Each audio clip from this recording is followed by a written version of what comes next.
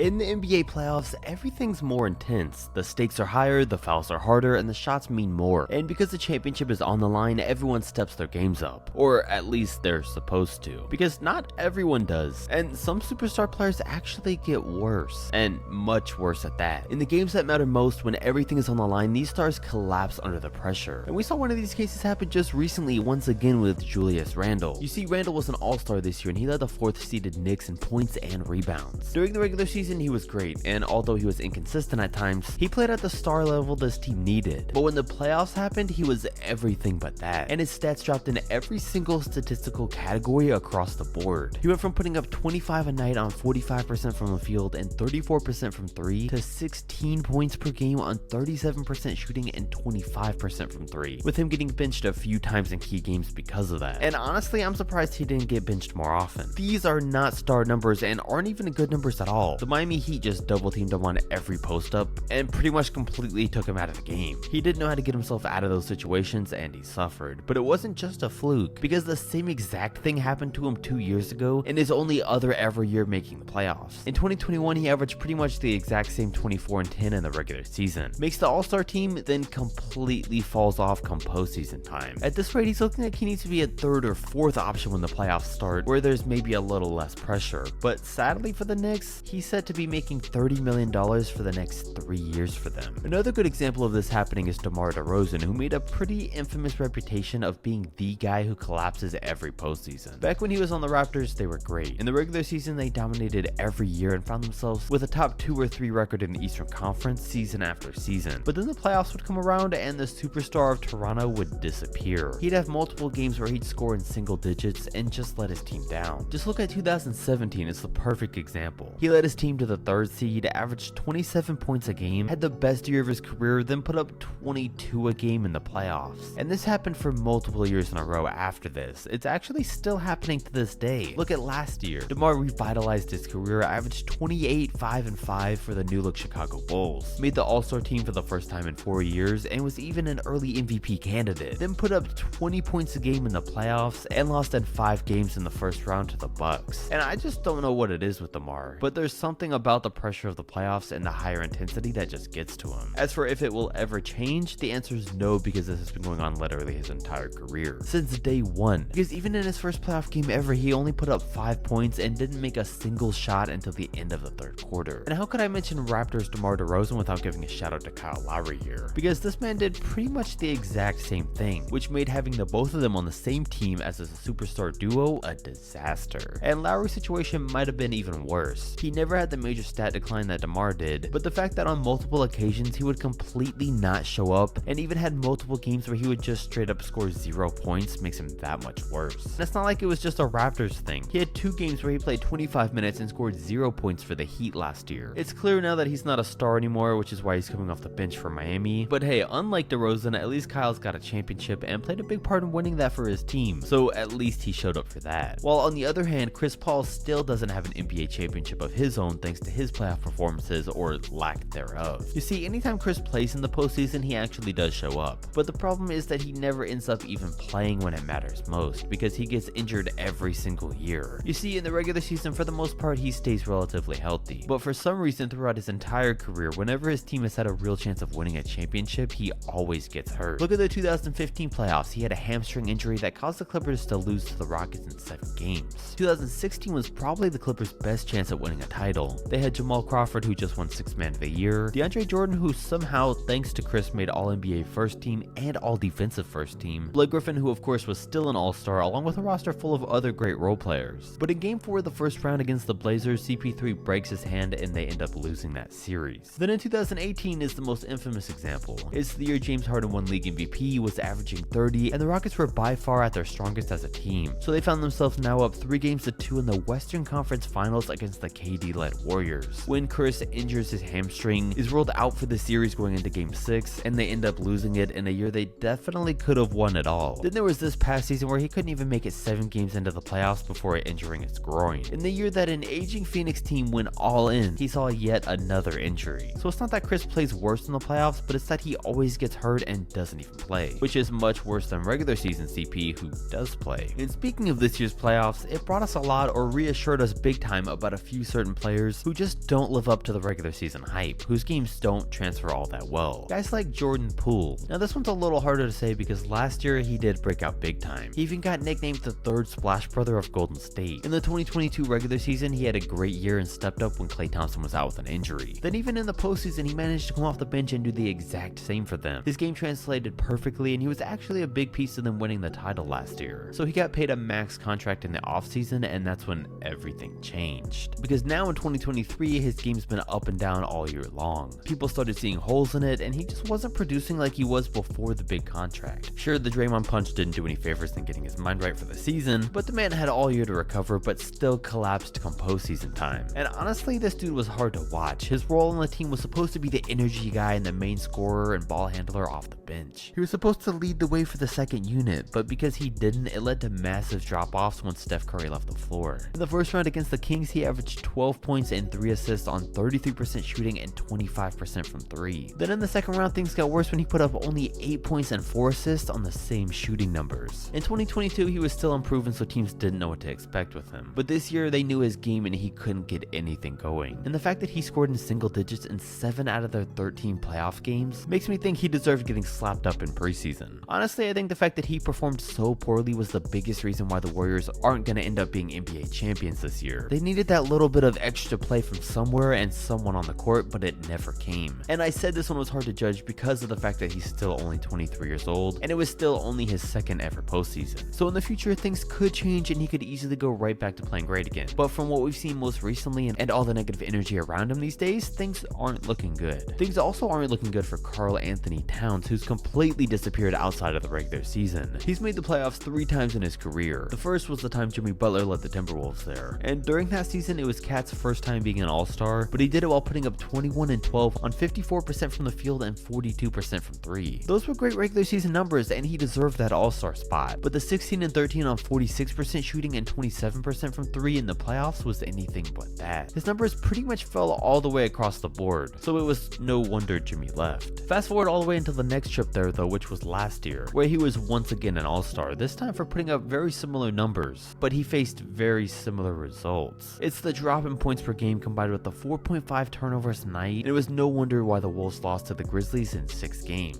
Then of course there was just a month or so ago, which may have been his worst postseason yet. Sure, he missed most of the year, didn't get a lot of minutes with the new team, and had to share the front court with Rudy Gobert, but if you're gonna call yourself a superstar, if you're gonna call yourself the best shooting big man in the game, you can't come out with 18 and 10, 3.6 turnovers, and 25% from 3. Listen, Jimmy specifically called Towns soft when he was in Minnesota, and falling off 3 out of 3 times in the postseasons is starting to make it seem like he's just not cut out for it. Now, some people may not be happy with this next one, but it needs to be said, and that's the fact that Russell Westbrook maybe not gets worse in the playoffs, but he's not cut out for the team. You can go ahead and look at the stats and point to his 37 and 11 and 10 postseason in 2017. You can look at when he averaged a triple-double in 2021 and put up 19, 11, and 10 for the Wizards and argue that I'm insane. Or you could look at the fact that he shot 35% from the field and 25% from 3 in both of those series and lost both 4 games to 1. I mean, the story of his career is stat padding and being a ball hog just carries right over to the playoffs. It's no coincidence that LA didn't make the playoffs in the only season he was with the team. And even this year, sure, Kawhi Leonard only played games 1 and 2, but it only took those 2 games to realize Russ still hasn't learned his lesson 12 seasons into his career, and that's to stop taking so many shots. He had multiple times down the court where Kawhi Leonard wouldn't even touch the ball, and he'd take it down by himself and brick a shot. He did the same with KD and OKC and tried to take over when he shouldn't have. If you don't believe me, just look at the numbers. Look at the 2020 postseason where he played with James Harden. He only took 1 less field goal attempt per game, but Harden averaged 30 while Russ put up 17 a night. Then for the Clippers, after Kawhi got hurt, he led the team in field goals every single game, to which they lost all of them and lost the series. Listen, Westbrook's just not a postseason guy, so it's going to be interesting to see where he ends up this year. We did just mention Kawhi Leonard though, and him getting injured and his team losing in this year's postseason, and that's exactly why he deserves a spot in this video, because at the rate things are going, he gets worse in the playoffs just for the fact that he's straight up unreliable, and it's been ever since he won his championship.